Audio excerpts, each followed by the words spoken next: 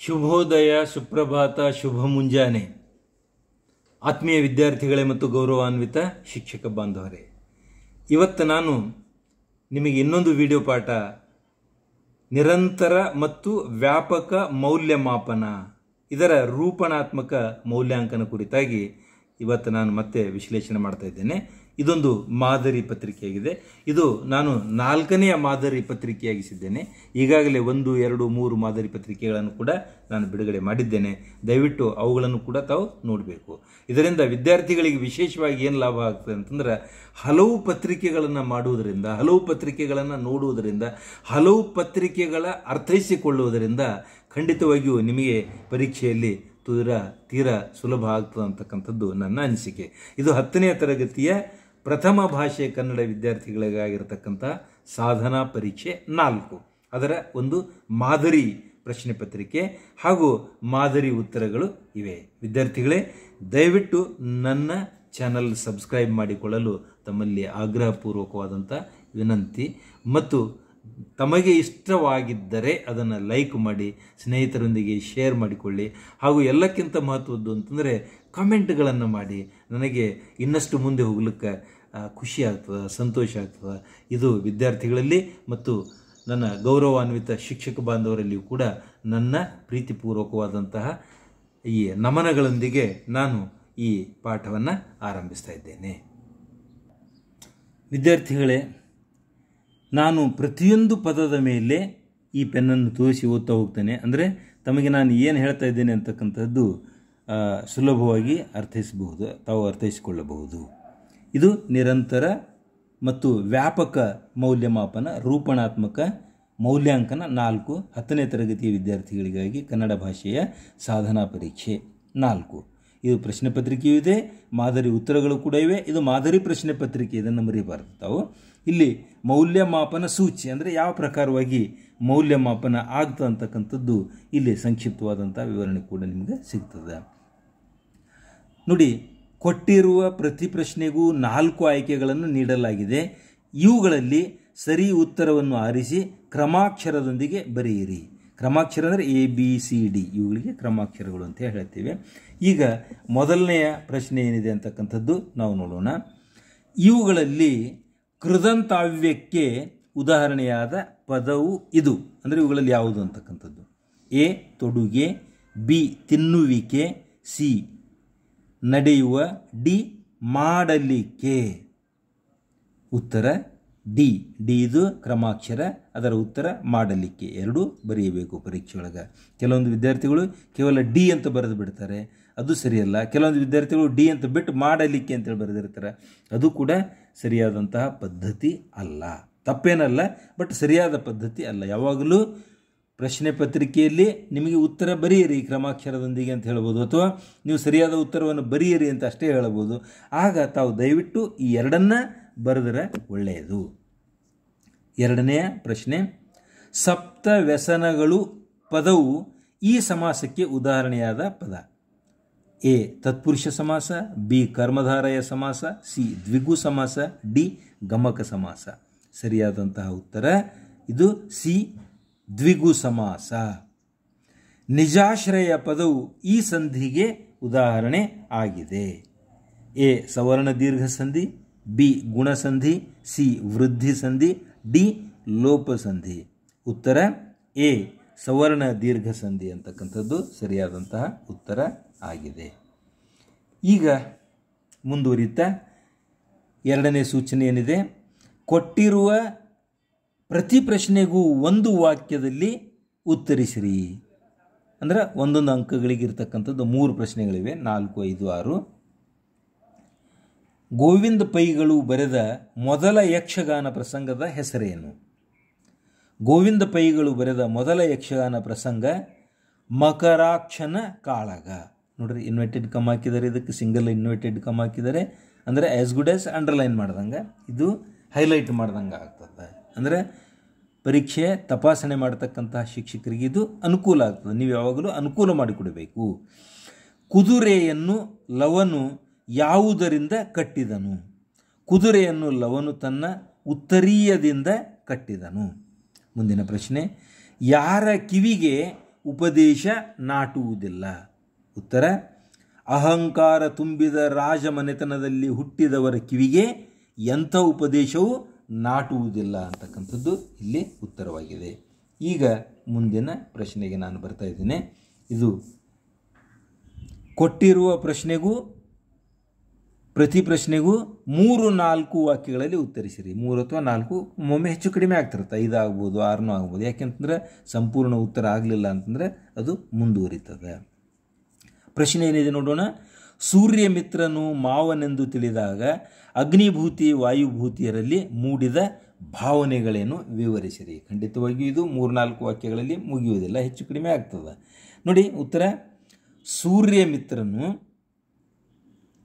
ಮಾವನೆಂದು ತಿಳಿದಾಗ ವಾಯುಭೂತಿಯು ಮಾವನಾದ ಸೂರ್ಯ ಮಿತ್ರನು ಮಾಡಿರುವುದೆಲ್ಲವೂ ಅಪಕಾರ ಎಂದು ತಿಳಿದು ನಮ್ಮ ಮಾವನು ಭಿಕ್ಷೆಯನ್ನು ಬೇಡಿ ತಂದ ಅನ್ನಕ್ಕೆ ಸ್ವಲ್ಪ ಎಣ್ಣೆಯನ್ನಾಗಲಿ ಅಂಬಲಿಗೆ ಉಪ್ಪನ್ನಾಗಲಿ ಬಡಿಸಲಿಲ್ಲ, ನಮಗೆ ಸ್ನಾನವನ್ನು ಮಾಡಿಸಲಿಲ್ಲ, ಕೆರೆಗೆ ಹೋಗಿ ಸ್ನಾನ ಮಾಡುವಾಗ ತಲೆಗೆ ಹಾಕಿಕೊಳ್ಳಲು ಎಣ್ಣೆಯನ್ನು ಕುಡಿ ಎಂದು ಹೇಳಲಿಲ್ಲ, ತಾನು ಮಾತ್ರ ದಿವ್ಯವಾದ ಆಹಾರಗಳನ್ನು ಪ್ರತಿದಿನವೂ ನೆಂಟರು ಆಳುಗಳ ಜೊತೆ ಊಟ ಮಾಡುತ್ತಿದ್ದನು, ಹಬ್ಬದ ದಿನವಾದರೂ ನಮಗೆ ಊಟ ಕೊಡುವಂತೆ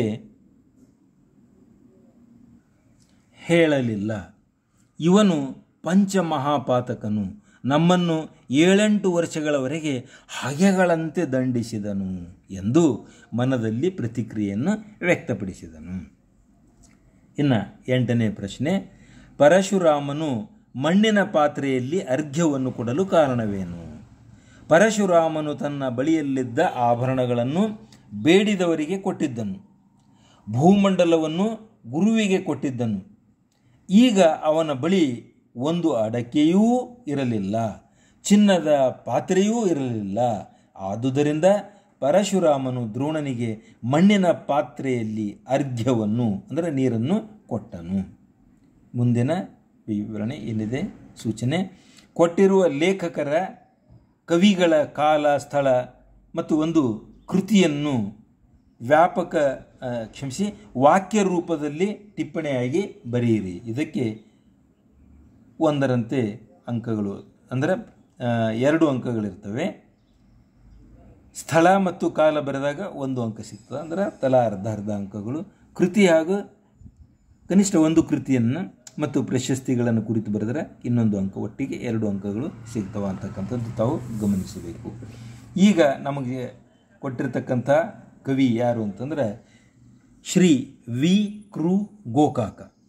ವಿನಾಯಕ ಎಂಬ ಕಾವ್ಯನಾಮದಿಂದ ಪ್ರಸಿದ್ಧರಾಗಿರುವ ಡಾಕ್ಟರ್ ವಿನಾಯಕ ಕೃಷ್ಣ ಗೋಕಾಕ್ ಅವರು ಕ್ರಿಸ್ತಶಕ 1909ರಲ್ಲಿ ಹಾವೇರಿ ಜಿಲ್ಲೆಯ ಸವಣೂರಿನಲ್ಲಿ ಜನಿಸಿದರು. ಇಲ್ಲಿ ಅವರ ಹೆಸರು ಬಂತು, ಕಾವ್ಯನಾಮ ಬಂತು, ಹಾಗೂ ಅವರ ಹುಟ್ಟಿರುವ ಸ್ಥಳ.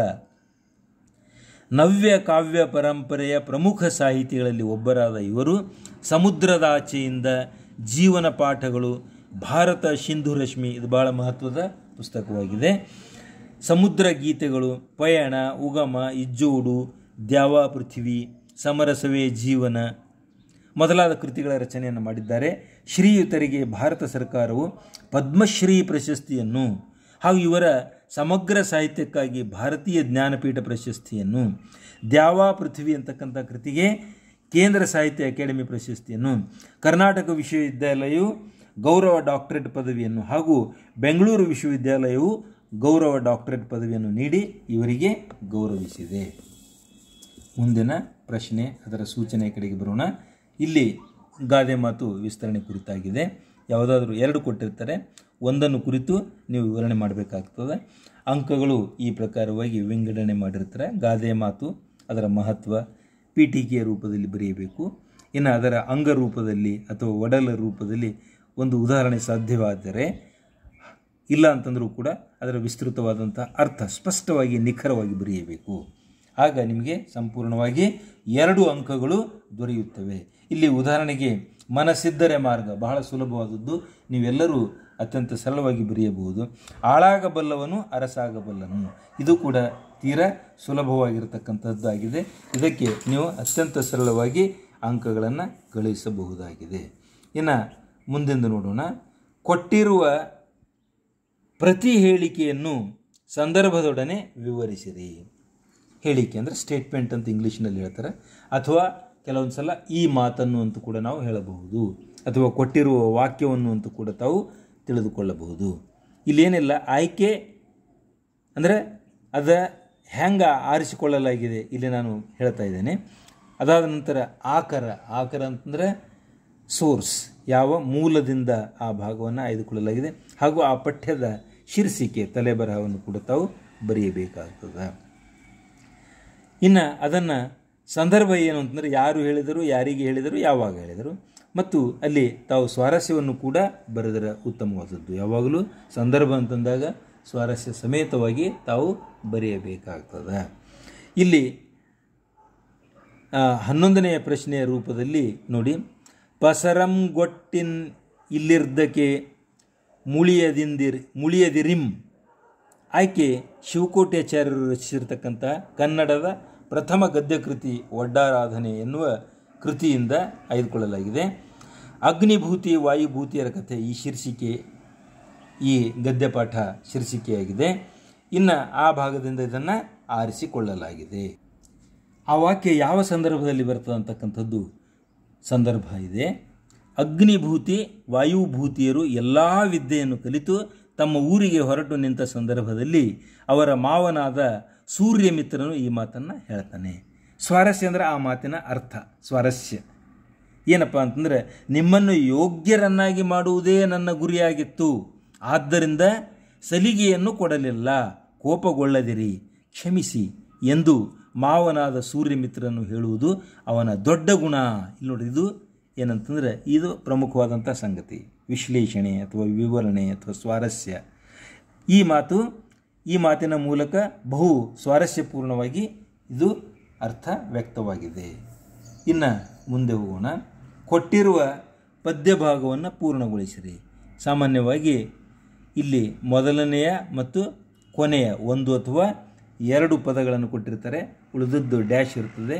ಇದು ನಾವು ಪೂರ್ಣಗೊಳಿಸಬೇಕು. ತಪ್ಪಿಲ್ಲದೆ ಬರೆದದ್ದೇ ಆದರೆ ಇಲ್ಲಿ ಸಂಪೂರ್ಣ ಅಂಕಗಳು ತಮಗೆ ಸಿಗ್ತವೆ.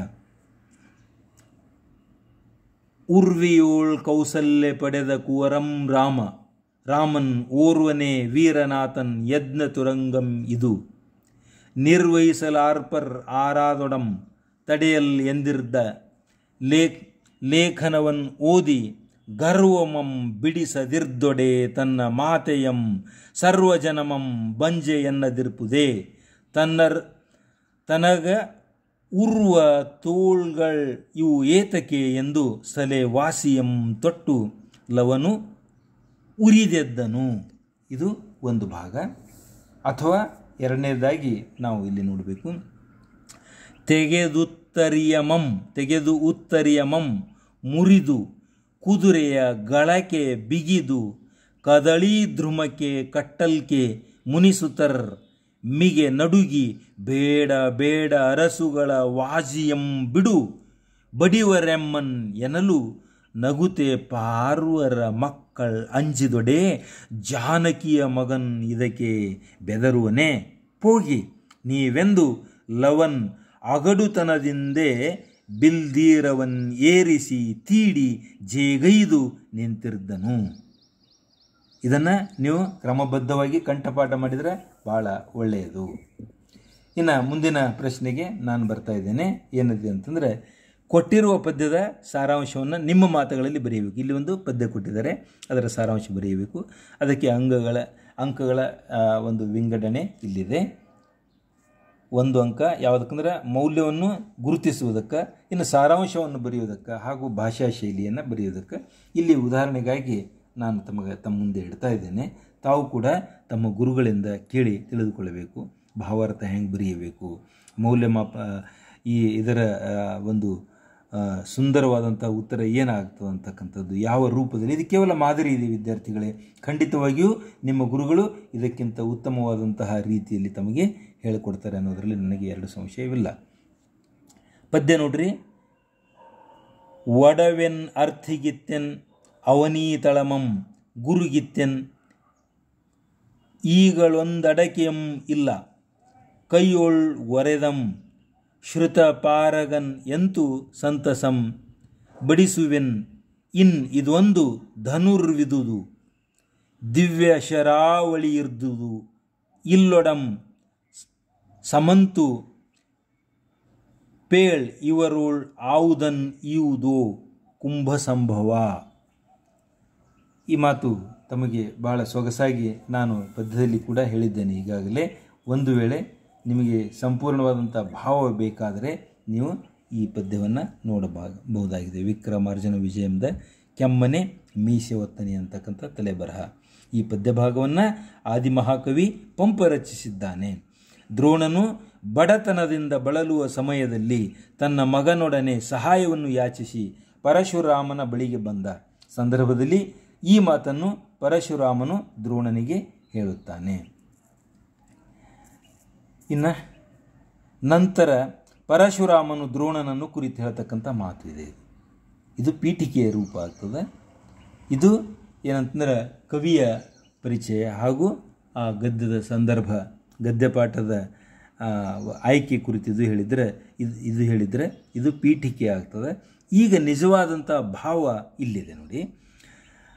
ನಂತರ ಪರಶುರಾಮನು ದ್ರೋಣನನ್ನು ಕುರಿತು, ನನ್ನ ಆಭರಣಗಳನ್ನು ಬೇಡಿದವರಿಗೆ ಕೊಟ್ಟೆನು, ಭೂಮಂಡಲವನ್ನು ಗುರುವಿಗೆ ಕೊಟ್ಟೆನು, ಈಗ ನನ್ನಲ್ಲಿ ಒಂದು ಅಡಕೆಯೂ ಇಲ್ಲ. ಬೇಡುವವನಾದರೂ ವೇದಶಾಸ್ತ್ರ ಪಾರಂಗತನು, ಹೇಗೆ ಅವನನ್ನು ಸಂತೋಷಪಡಿಸಲಿ? ಎಲೈ ದ್ರೋಣನೆ, ಈಗ ಇದೊಂದು ಬಿಲ್ಲು ಇದೆ, ಇದೊಂದು ದಿವ್ಯಾಸ್ತ್ರಗಳ ಸಮೂಹ ಇದೆ, ಬೇರೆ ಆಭರಣ ಅಥವಾ ಆಸ್ತಿ ಇಲ್ಲ. ಇವುಗಳಲ್ಲಿ ನಿನಗೆ ಯಾವುದನ್ನು ಕೊಡಲಿ? ಚೆನ್ನಾಗಿ ಯೋಚಿಸಿ ಹೇಳು ಎಂದು ಹೇಳಿದನು. ಈ ಪದ್ಯದಲ್ಲಿ 10 ಸಣ್ಣ ವಾಕ್ಯಗಳು ಸೇರಿಕೊಂಡು ಸಂಭಾಷಣಾ ಶೈಲಿಗೆ ತಕ್ಕುದಾಗಿವೆ. ಪಂಪನ ದೇಸೀತನ ಮಿಗಿಲಾಗಿದೆ, ಕೈಯೊಳೊಂದಡಕೆಯುಂ ಇಲ್ಲ ಎಂಬ ನುಡಿಗಟ್ಟಿನ ಬಳಕೆಯು ಮನಮೋಹಕವಾಗಿದೆ. ಈ ಪದ್ಯದಲ್ಲಿ ಪರಶುರಾಮನ ಪರಿತಾಪ ಹೃದಯ ಸ್ಪರ್ಶಿಯಾಗಿ ಮೂಡಿ ಬಂದಿದೆ. ಮಕ್ಕಳೇ, ಭಾಷೆಯ ಗಾಂಭೀರ್ಯವನ್ನು ಕೂಡ ತಾವು ಗಮನದಲ್ಲಿಟ್ಟುಕೊಳ್ಳಬೇಕು.